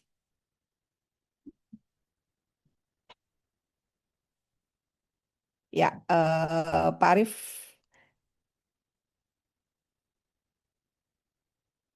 sepertinya nge-freeze Bapak Ibu Pak Arif. Sebentar ya, Pak Dr. Rian dengan Pak Purnomo.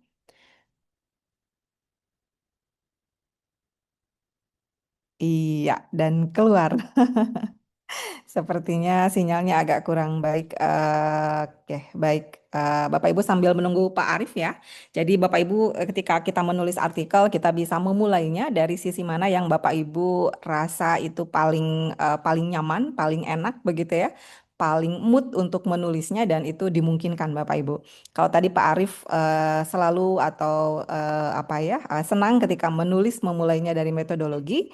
Nah, jika Bapak Ibu juga ingin memulai dari metodologi, Bapak Ibu punya insight nih dari Pak Arif. mohon maaf, Bu. Oke, Tadi agak kayaknya kelempar ini tadi. siap, siap, siap Pak Arif. Tadi ada dua orang yang akan bertanya, Bapak Ibu atau tadi ada Pak Rian, Pak Dr. Rian dengan Pak Purnomo ya.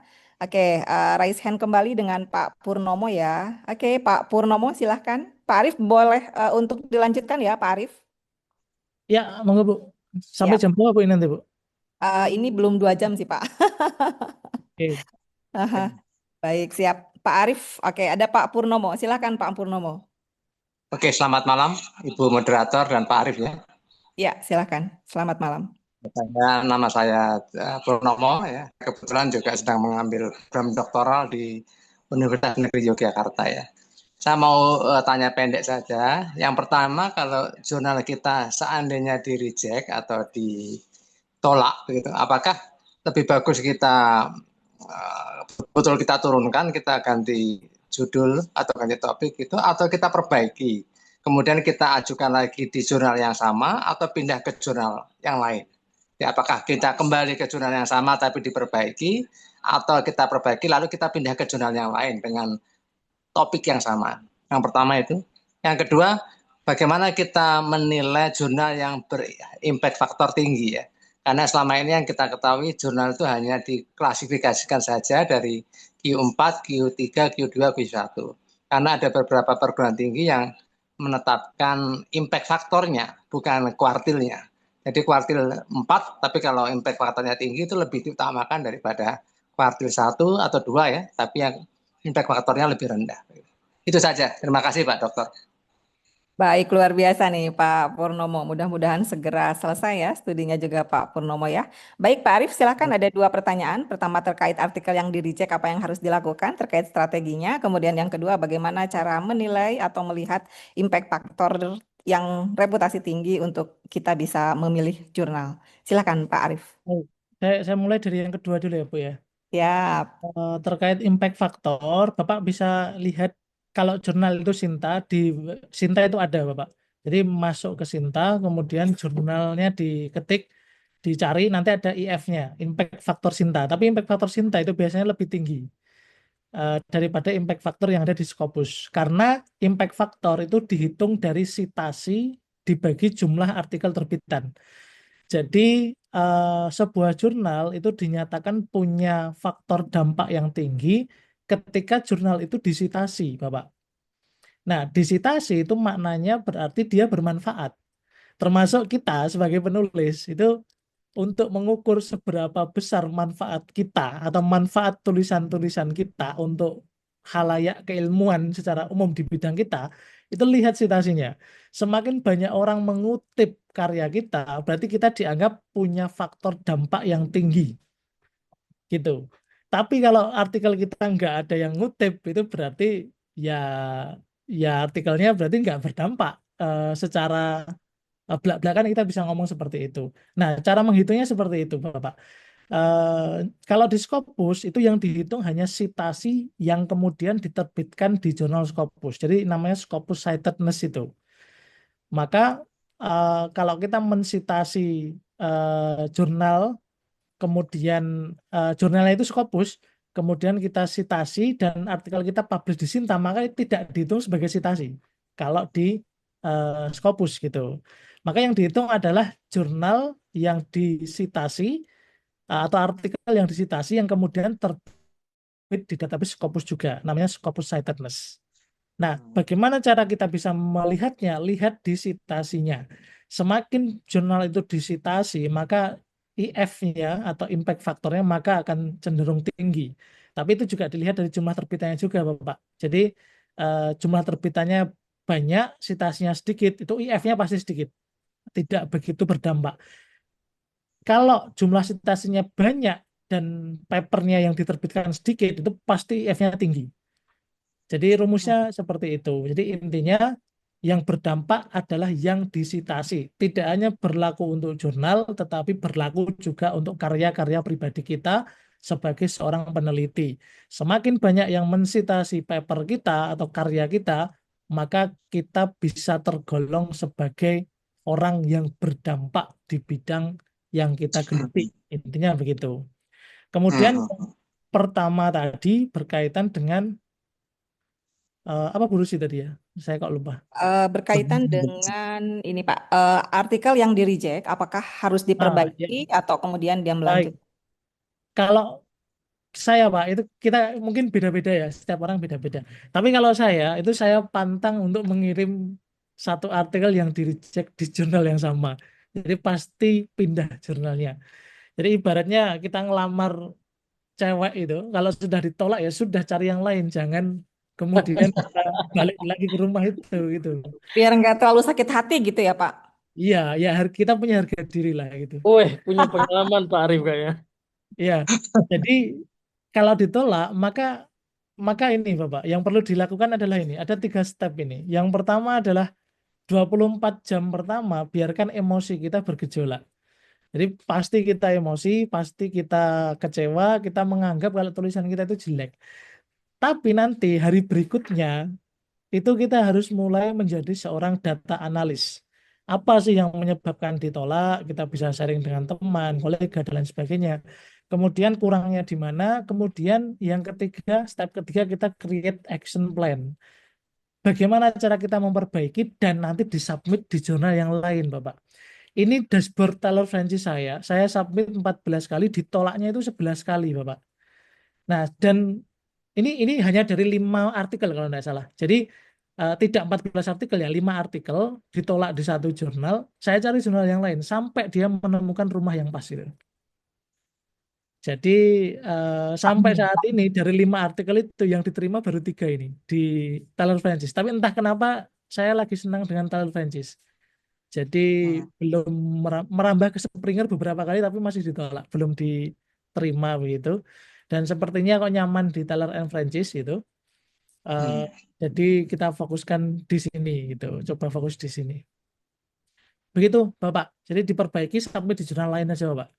Ya, mohon izin. Jadi diperbaiki dulu baru dilamar di tempat yang lain gitu ya. Iya, sebaiknya diperbaiki dulu, Pak. Jadi kita juga itu kan juga quality controlnya kita gitu.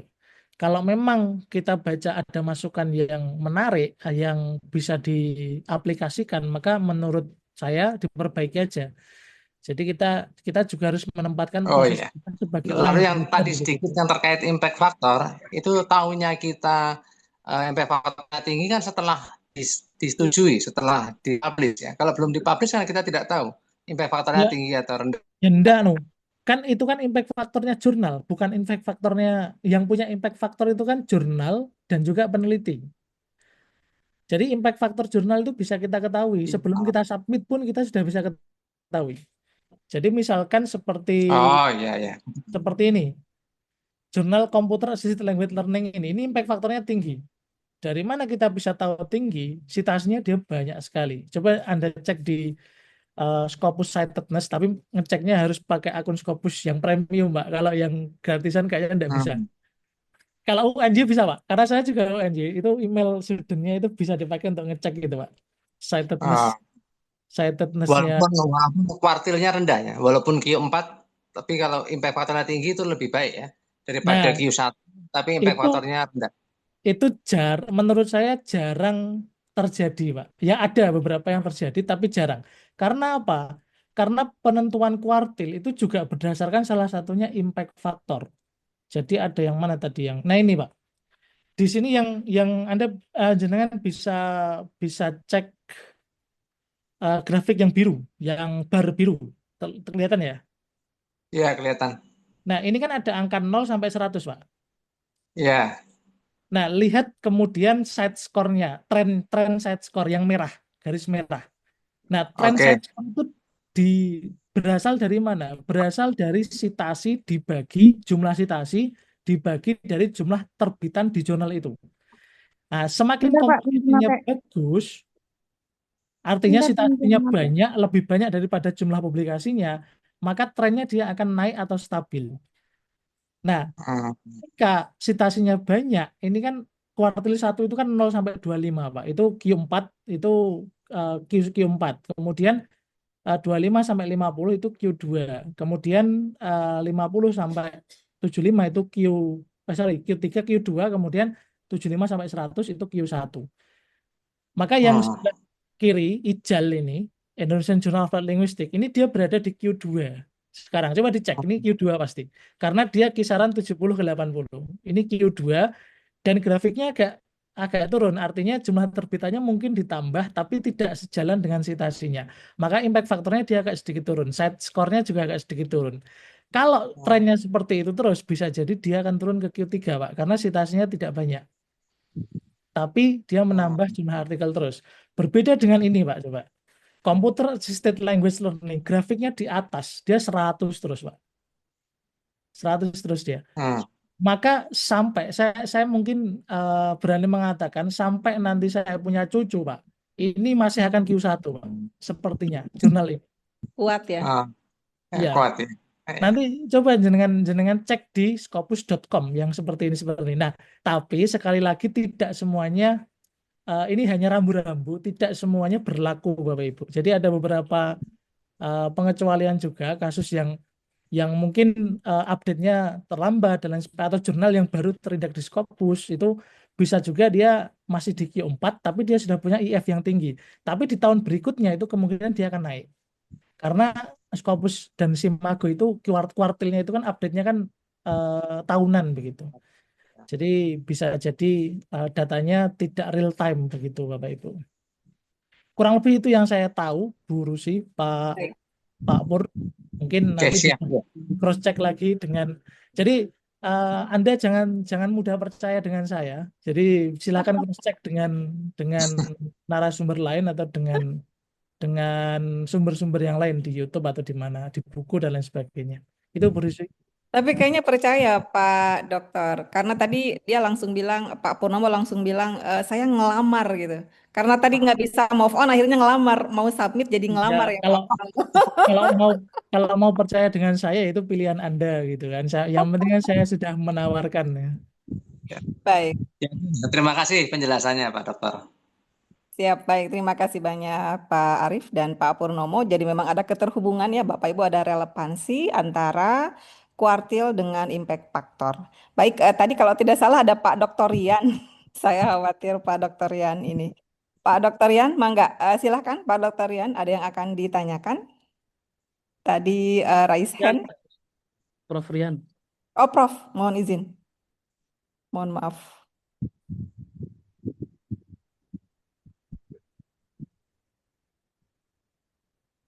Baik, Bapak Ibu ada yang akan ditanyakan kembali? Silahkan. Sepertinya sudah mengantuk ini Bu Rusi. Baik, siap, siap, siap, Selamat, siap. selamat malam.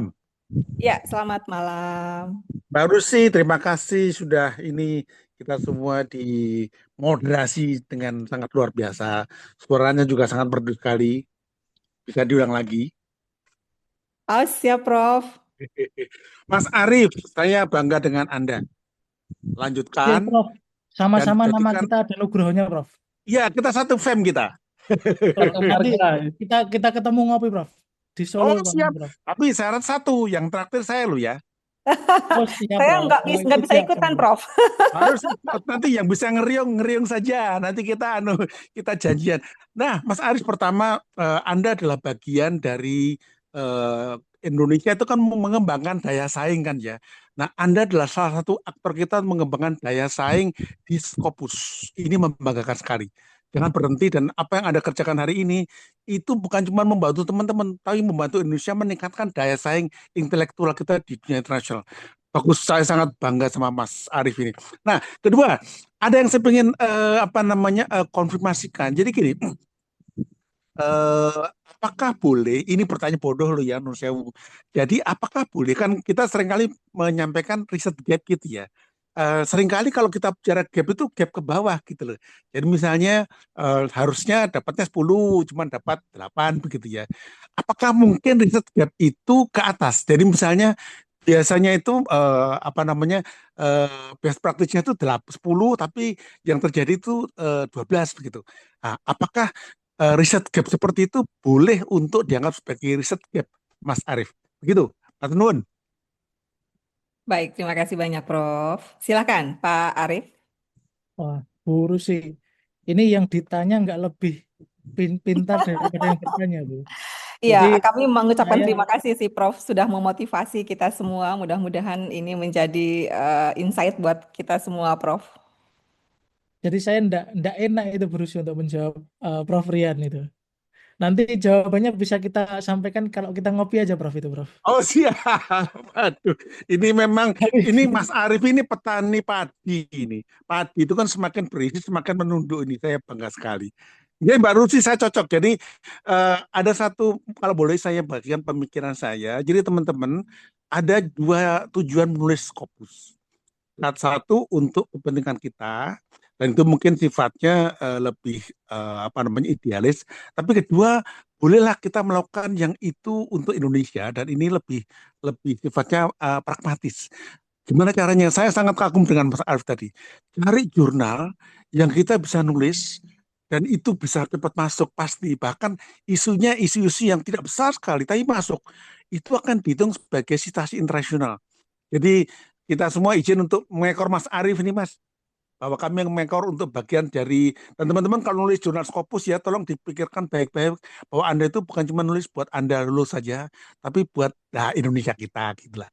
Itu aja, saya mempunyai membagi sedikit semangat, dan saya yakin apa yang dilakukan hari ini luar biasa manfaatnya bagi kita semua.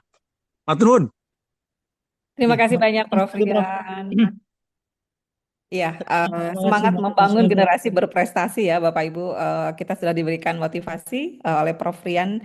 Mudah-mudahan kita tetap bersemangat untuk menulis demi untuk Indonesia tercinta dan juga untuk pengembangan diri kita, Bapak Ibu. Terima kasih banyak, matur suwun, Prof. Baik, kita lanjutkan. Masih ada yang raise hand dengan Ibu atau Bapak nih, Pak Tati atau Bu Tati. Bu Tati ya, sepertinya. Iya, betul, Bu. Iya, siap. Baik, silahkan Bu Tati. Ya, mohon maaf sebelumnya Ibu, saya off cam ya. Oke, no worries. Tidak memungkinkan, iya. Terima kasih Ibu Moderator atas kesempatannya. Juga terima kasih pihak UNJ yang sudah memfasilitasi acara ini yang luar biasa ya. Ini bagi saya, perkenalkan Ibu mahasiswa baru, mahasiswa baru S3 yang masih galau dalam mencari judul artikel. Nah, jadi ini saya tertarik tadi dengan novelty Bu tentang kebaruan. Jadi kita tadi seperti disampaikan oleh Bapak Arif ya, bahwa kita mencari artikel-artikel gitu ya untuk mencari kebaruan itu. Nah, yang saya ingin tanyakan itu dari yang previous tadi itu mencari artikel-artikel dari jurnal itu apakah ada ketentuan, maksudnya minimal jurnalnya yang misalkan harus minimal Q2 atau Q3 atau seperti apa, atau bebas-bebas saja dari artikel mana kita mencari sumber untuk inspirasi atau mencari novelty tersebut. Itu mungkin mohon bimbingannya ini bagi para suhu untuk kami-kami yang masih awam gitu. Terima kasih atas kesempatannya. Itu saja mungkin pertanyaannya. Baik, terima kasih Warahmatullahi banyak Bu Tati. Silakan Pak Dr. Arif. Baik, Bu Tati, terima kasih Bu Rusi. Eh, berkaitan dengan novelty atau apakah hanya kita baca di artikel di jurnal-jurnal yang bagus begitu? Sebenarnya begini, Bu. Parameter bagus tidaknya jurnal itu kan bisa kita lihat begitu. Jadi misalkan tidak menutup kemungkinan ada jurnal Sinta 2 itu yang bahkan lebih bagus daripada jurnal Scopus begitu. Bahkan Q1, Q2. Nah, parameternya apa? Ketika isi atau kualitas artikelnya itu lebih baik, maka bisa kita jadikan acuan untuk bahan literatur review kita. Jadi tidak harus kita mengacu ke jurnal Scopus, tidak harus kita yang Q1, Q2, tetapi yang menurut Anda bagus maka pakai saja begitu. Cuman ada pengelompokan jurnal itu masuk ke Q1, Q2, Sinta 1, Sinta 2 itu kan juga seyogianya atau idealnya itu berasal dari penilaian dengan kriteria yang bagus. Jadi jurnal itu bisa Q1, bisa Q2, bisa Sinta 1, bisa Sinta 2, itu pasti dia sudah menerbitkan konten artikel yang bagus begitu. Cuman ya ada, mungkin Anda menemukan Q1 yang menurut Anda jelek juga ada seperti itu. Tetapi kita bicara secara general atau common sense-nya bahwa semakin jurnal itu bagus Q-nya, maka terbitannya juga akan semakin baik. Mungkin itu, Ibu. Nah, kemudian satu tips lagi yang mungkin saya alami atau saya lakukan berdasarkan pengalaman pribadi saya adalah jurnal-jurnal yang diterbitkan oleh 10 top publisher di dunia itu menurut saya sangat layak untuk diprioritaskan menjadi sebuah acuan ketika kita ingin menemukan yang namanya novelty atau research gap itu. Apa itu 10? Mana saja? Jangan bisa googling. Termasuk Taylor Francis di sana ada, Wiley, Elsevier, Emerald, yang saya ingat ya. Kemudian Springer, Sage, kemudian Cambridge University Press itu ada di sana. Nah, kalau kita amati memang jurnal-jurnal yang diterbitkan oleh publisher itu cenderung logis, robust, dan bagus untuk dipakai sebagai referensi. Maka selain menuliskan, saya juga mengelola jurnal Bapak Ibu.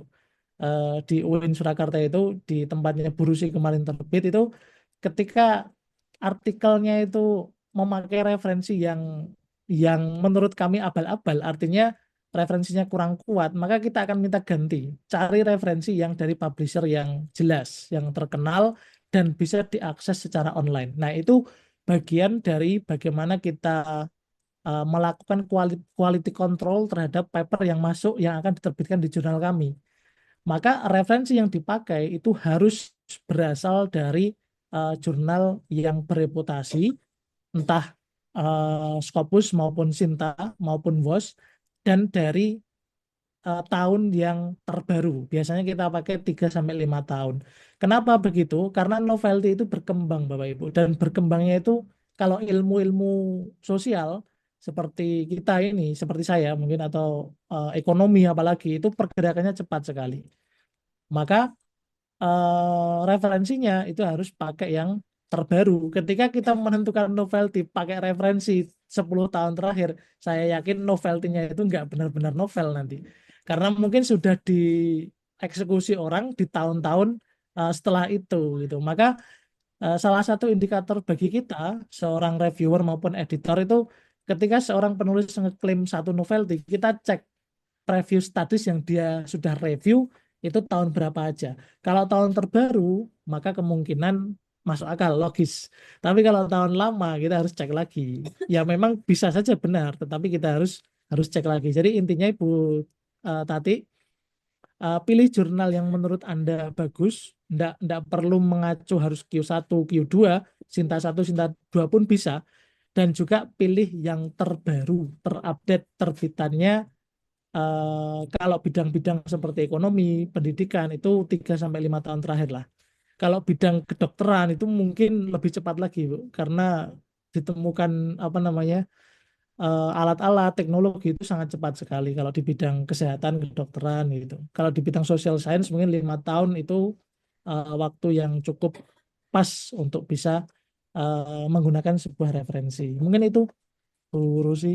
Terima kasih. Baik, siap. Terima kasih banyak. Oke, aman ya, Bu Tati? Siap. Terima Oke, kasih, Bu. siap Terima kasih, Pak. sama-sama. Oke, Bapak Ibu, kita sudah pukul 20.51 dan Pak Dr. Arief besok akan ada sidang terbuka. Jadi terima kasih atas antusiasmenya Bapak Ibu, namun karena waktu dan kita juga sudah malam di Indonesia sudah 20.51, saya kira kita cukupkan pertemuan kita sampai di sini Bapak Ibu ya. Terakhir ada closing statement dari Bapak Ketua Umum IKUNJ kepada Bapak Dr. Suparno Sastro. Dipersilahkan untuk memberikan closing statement. Terima kasih Dr. Rusi. Bismillahirrahmanirrahim. Assalamualaikum warahmatullahi wabarakatuh. Bapak Ibu, terutama ada Dr. Arief Nugroho ya. Sekali lagi terima kasih atas atensinya malam hari ini. Hampir 2 jam kita membersamai Bapak Ibu dan sesungguhnya ini luar biasa. Jadi kami dari Ikatan Alumni S3 Manajemen Pendidikan UNJ ingin selalu menghadirkan, kalau di dokter penyampai novelty, ini barangkali novelty-novelty yang ingin kita raih ke depannya. Nantikan seri-seri berikutnya di tahun 2026. Dan terima kasih kepada bidang kerjasama internal eksternal, Dr. Heldi, tentu dengan Wakil Ketua Dr. Siti Nabilah dan teman-teman semuanya.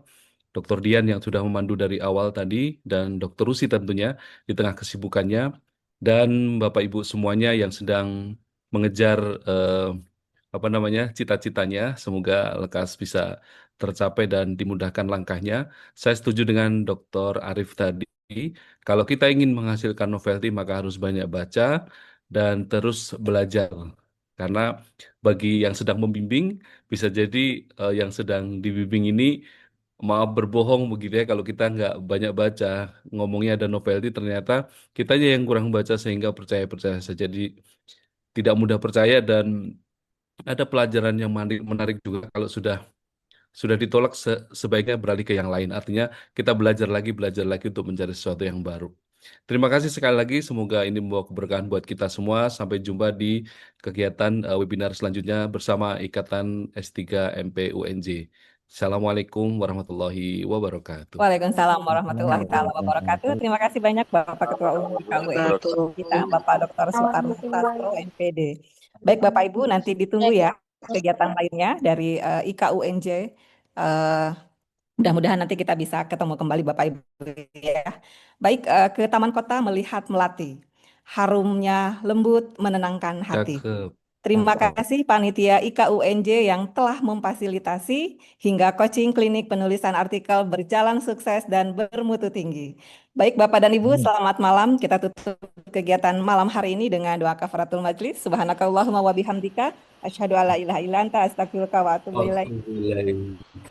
Oke, wabillahi taufiq wal hidayah. Assalamualaikum warahmatullahi taala wabarakatuh. Waalaikumsalam Waalaikumsalam warahmatullahi warahmatullahi wabarakatuh. wabarakatuh. Waalaikumsalam Terima warahmatullahi kasih Bapak wabarakatuh. Ibu. Assalamualaikum warahmatullahi Bapak Ibu. wabarakatuh.